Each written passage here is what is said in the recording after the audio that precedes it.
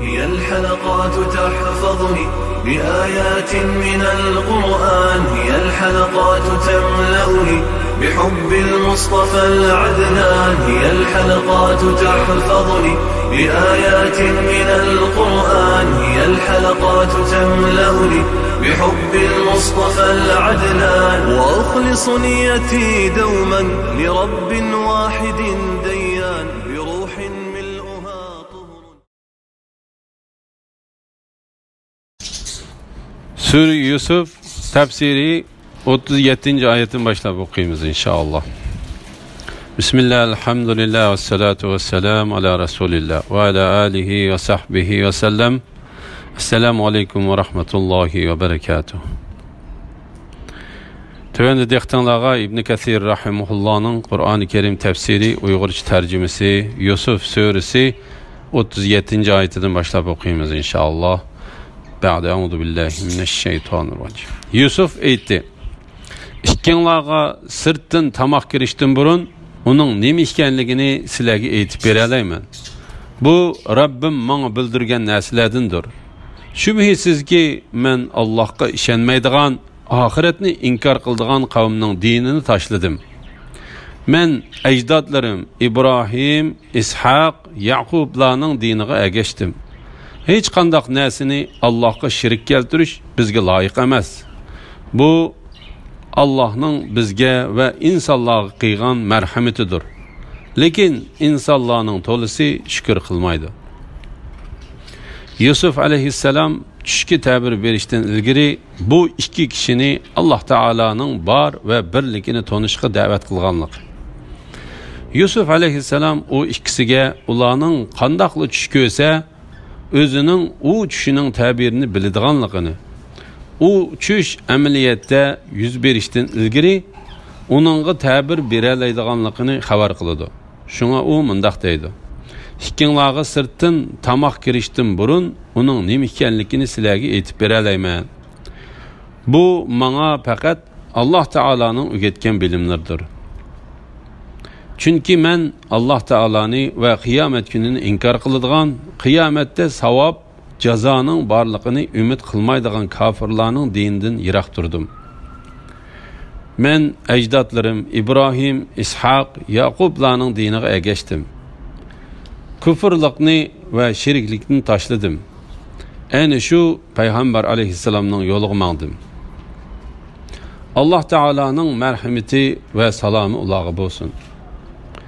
To'g'ri yo'lga mangan, payg'ambarlarning yo'liga ergashgan, azg'unlarning yo'lidan o'zini tortgan kishi mana shundoq bo'ladi.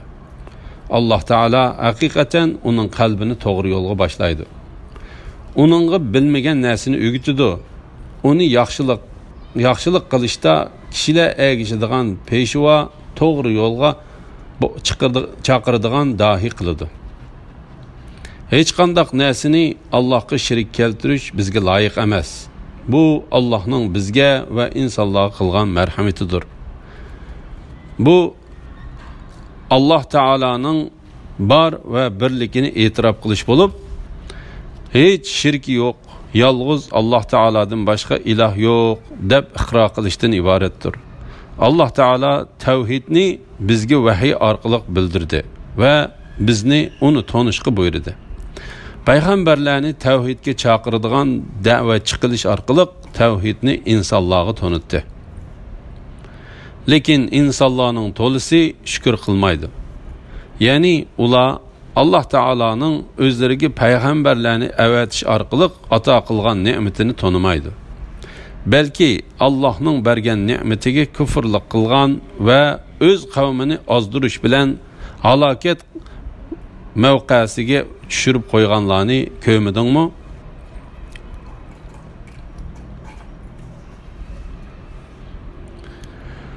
Turmudosh og'inalar, tarqoq ko'p ma'budlar yaxshimi yoki qudratlik bir Alloh yaxshimi?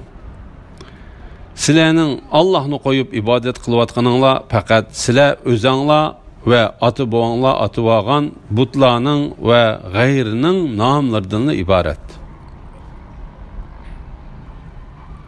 Allah ularning Allah'ның şirki bo'lishi to'g'risida hech qanday dalil tushirgini yo'q.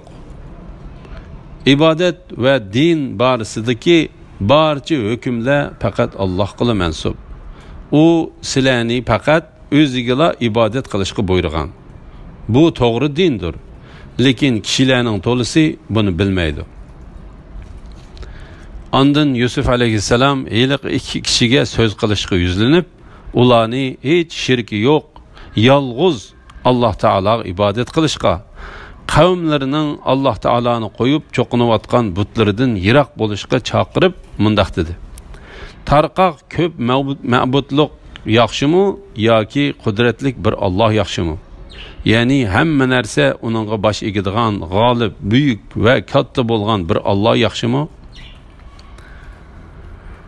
Ondan Yusuf alayhissalom u ikkisiga qavmi cho'qinayotgan va iloh deb atib olgan narsalarning botil ekanligini, bu faqat ularning nodonligi bo'lib, ularni o'zlari va ilgari o'tgan ota-bobollari iloh deb atib olganligini, buningda Alloh tarafidan kelgan hech qanday dalil pokitning yo'qligini bayon qildi. Shunga u mundaq dedi: Allohning shirki bo'lishi to'g'risida hech qanday dalil tushirgini yo'q. Ya'ni hech qanday dalil isbot pok tushirgini yo'q. Ondan Yusuf alayhissalom ularga hukmronlik qilish, narsalarni xohlagancha tasarruf qilish, podshohlik yurgizish qatorliqlarning hammasining Alloh taologa xos ekanligini, Alloh taoloning bandalarini faqat o'ziga ibodat qilishga buyurganligini bayon qildi. Bu to'g'ri dindir. Ya'ni men sizlarni Alloh taoloni bor va bir deb bilishga, amal ibodatni ixlos bilan Alloh taologa qilishga chaqirgan bu din, Alloh amal qilishga buyurgan, uning to'g'riligiga dalil pokitlarni tushirgan, uni yaxshi ko'rgan va uningdan rozi bo'lgan to'g'ri dindir. Lekin kishilarning to'lisi buni bilmaydi. Shunga kishilarning to'lisi mushrikdir. Sen gerçi kishilarning iymon etishiga hiris bo'lsangmi, lekin ularning to'lisi iymon etmaydi.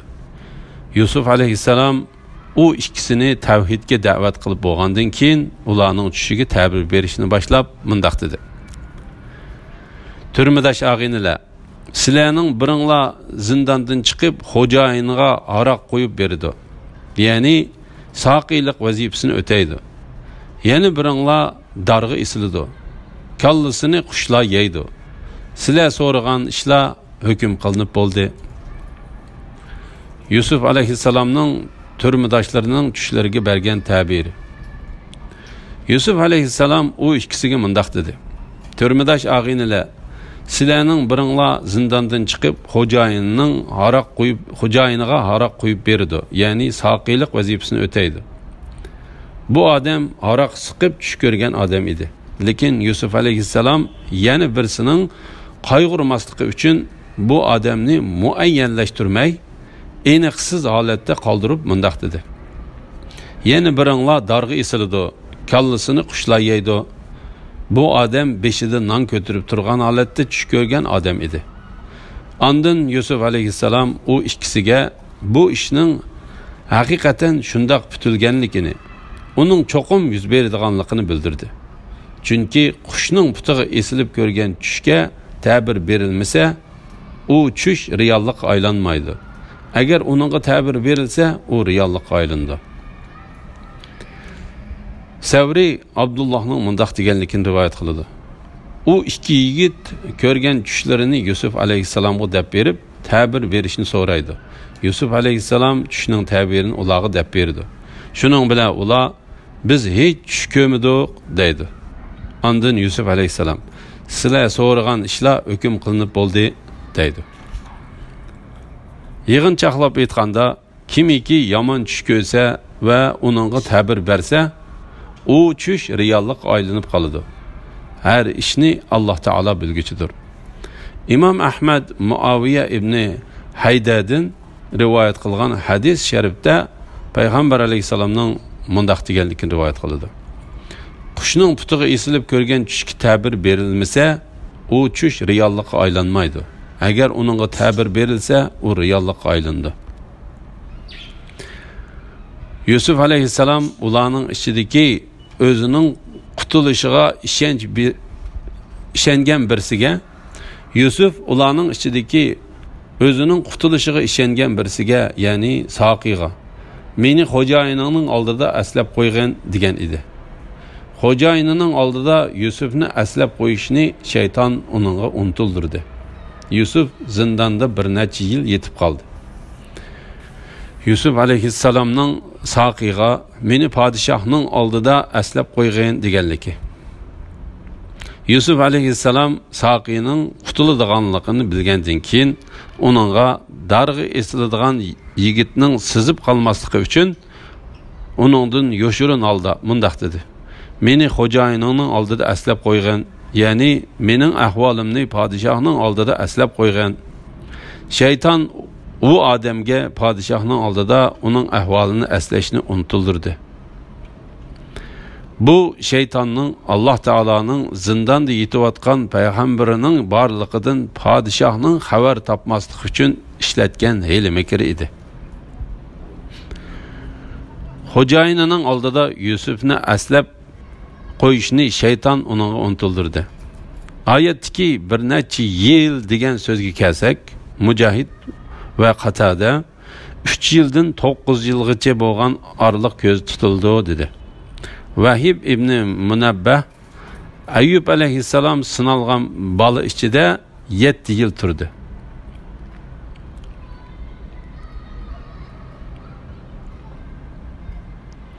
Yusuf alayhissalom zindonda 7 yil turdi. Muhtin Nasir 7 yil azoblandi dedi.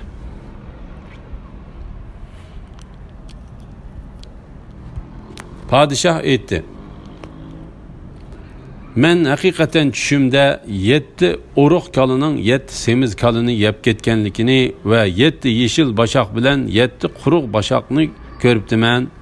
Ey arboblar, sizlar agar tush tabirini bilsanglar, bu tushimga ta'bir berib beqinglar. Ular aytdi: bu bir qalaymaqan tush ekan. Biz bunda qalaymaqan tushga ta'bir berishni uqmaymiz. Heyliq ikkisidan turmadan qutulgan va uzoq muddatdan keyin Yusufni aslagan kishi: men sizlarga bu tushning ta'birini aytib bera olmayman. Meni Yusufning yeniga avatinglar dedi. Uni avatishdi. U turmaga berib Yusufning yeniga kirdi-da: ey rostchil Yusuf, 7 urug' kalining 7 semiz kalini yeb ketganligini va 7 yeshil bashaq bilan 7 quruq bashaqni ko'rib tushigan tushning tabirini bizga aytib bersang, men uni kishilarga, ya'ni podshohga va uning davlat arboblariga xabar qilsam, ular sening fazlingni, bilimingni bilsin dedi. Yusuf aytdi: 7 yil üzüldürmey terikçilik qilinglar. Algan osulunglardan yiyish uchun azg'anisini xaman tepkendin tashqari, qolganini meti tushib ketmasligi uchun boshqa bilan qo'yinglar. Shuningdan keyin qahatchilik bo'ladigan 7 yil keladi. Bu yillarda ilgari to'plab olgan ochliqinglardan o uruqliq uchun saqlab qo'ydigan azg'inisidan boshqa hammasini yeb tugatsizlar. Shuningdan keyin mo'lchilik yillar keladi. Uningda ho'l yig'in ko'p bo'ladi.